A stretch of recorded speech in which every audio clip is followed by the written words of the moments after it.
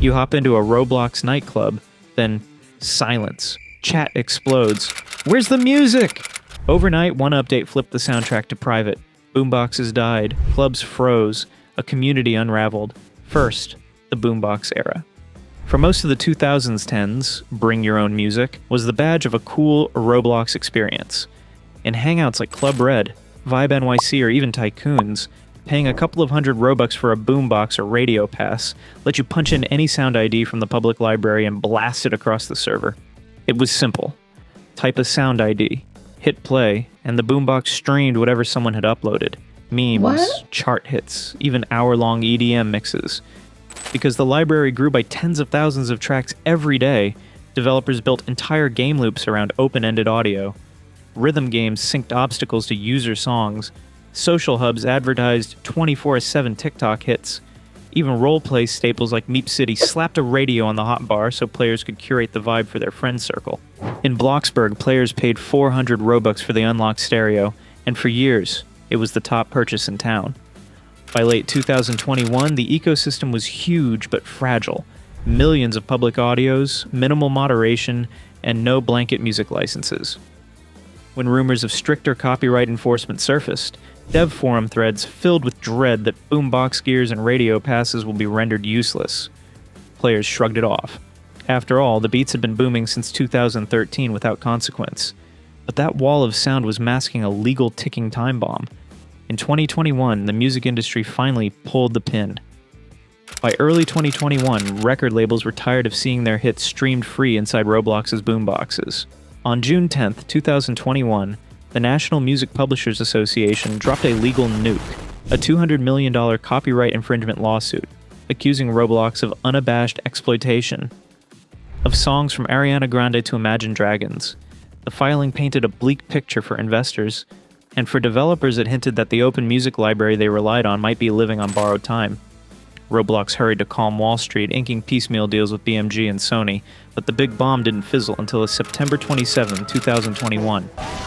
That day, Roblox and the NMPA announced a settlement and an industry-wide licensing framework, terms undisclosed but widely read as pay-up or lockdown.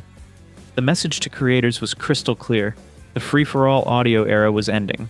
Fast. Yet most players barely noticed. The platform still thumped with user-uploaded tracks. But deep inside Roblox HQ, engineers were coding a radical fix to keep lawsuits at bay. That code would go live on March 22nd, 2022, and silence an entire community overnight.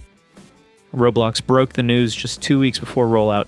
On March 22nd, every sound longer than 6 seconds will flip to private. Uploading would become free, but accounts were capped at 10 new tracks a month. 100 if you were age verified. To help creators triage the chaos, Roblox shipped an audio discovery plugin and promised a shiny catalog of 100,000 licensed songs, plus 100,000 pro sound effects for fallback. Here's what changed on paper. Private is now the default, so only the uploader or their group can play a clip in-game. The marketplace is frozen, no more public audio IDs. And to use someone else's track, you need whitelisting from the original uploader. But under the hood, it was a nightmare. Games referenced audio IDs and scripts, int values, string tables, sometimes thousands per place. Replacing everything is a needless labor, one dev forum post groaned, and a 10 upload limit is abhorrent. Overnight, studios big and small began bulk re-uploading their entire libraries, praying the moderation queue would clear before launch day. The community hoped Roblox might blink and delay. It didn't. At midnight on March the 22nd, the switch flipped exactly as warned. Millions of tracks went dark. Radios stopped humming, and the once booming platform felt eerily silent. So what did that first silent sunrise feel like for players and devs alike? Stick around. In the next chapter, we'll step inside those suddenly muted servers to see the fallout in real time. Launch day wasn't a slow fade-out. It was a hard cut. As servers restarted on March 22, 2022, club stages, rhythm games, even casual hangouts booted up in eerie quiet. Players tried reloading their radios and got errors. The boombox controls did nothing. Within minutes, Reddit threads titled "Your Thoughts on the New Roblox Audio Update" filled with laments that favorite songs may be gone forever. Popular YouTubers like Flamingo rushed out reaction videos, racking up millions of views in a single day. On the developer forum, the main announcement thread exploded past 3,000 posts. One comment captured the mood. This is going to destroy millions of Roblox games and all the Boombox game passes. Others reported that even basic ambience, wind, footsteps, vehicle engines had vanished because studios hadn't had time to re-whitelist IDs. One poster at 8:40 p.m. confessed, "We were only given 2 weeks. It feels like this was rushed." Players demanded refunds for radio passes, accusing devs of false advertising, while devs scrambled to push silent hot patches just to keep games playable. Some experiences saw their concurrent player counts drop by half overnight as the vibe evaporated.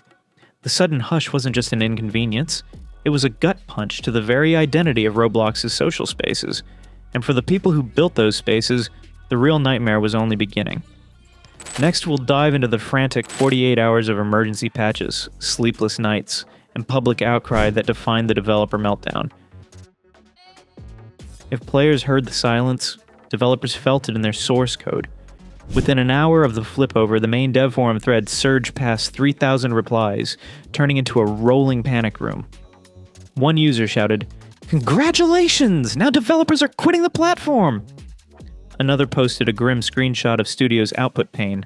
573 failed to load sound errors on a single playtest. Studios went into triage.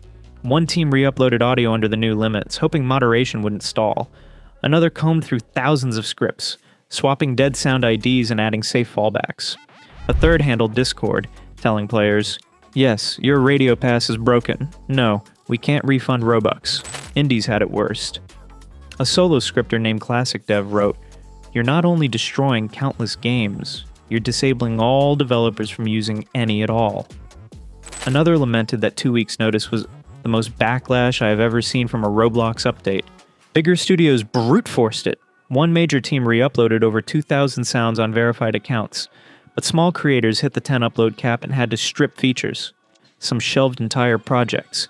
A few announced they were porting to the rival engines, and through every sleepless Discord call, one question echoed. What about the players who paid for boomboxes? Developers knew the storm on the consumer sites was seconds away. That storm hits next. In the following chapter, we'll watch chats explode with refund demands and see how the once loyal player base turned on both devs and Roblox itself. The moment the music died, players opened their wallets and demanded the money back. Chats in Meep City, Bloxburg, and countless clubs filled with refund the radio pass, because the once premium Boombox feature had suddenly become useless and a waste of Robux. On Reddit, whole threads debated whether devs were now false advertising, while others mourned that favorite games may be gone forever.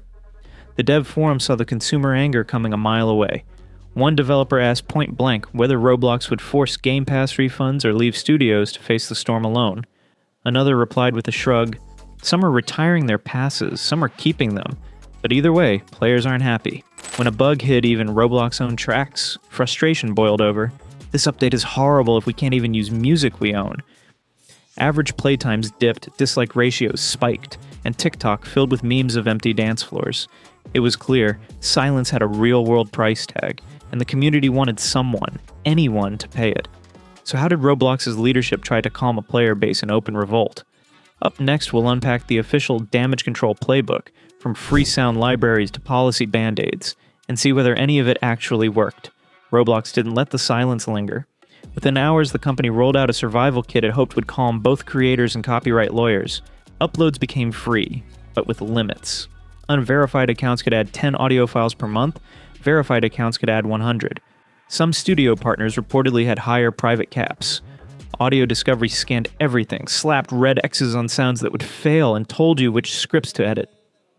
Roblox's note, check all your audio before March 22nd.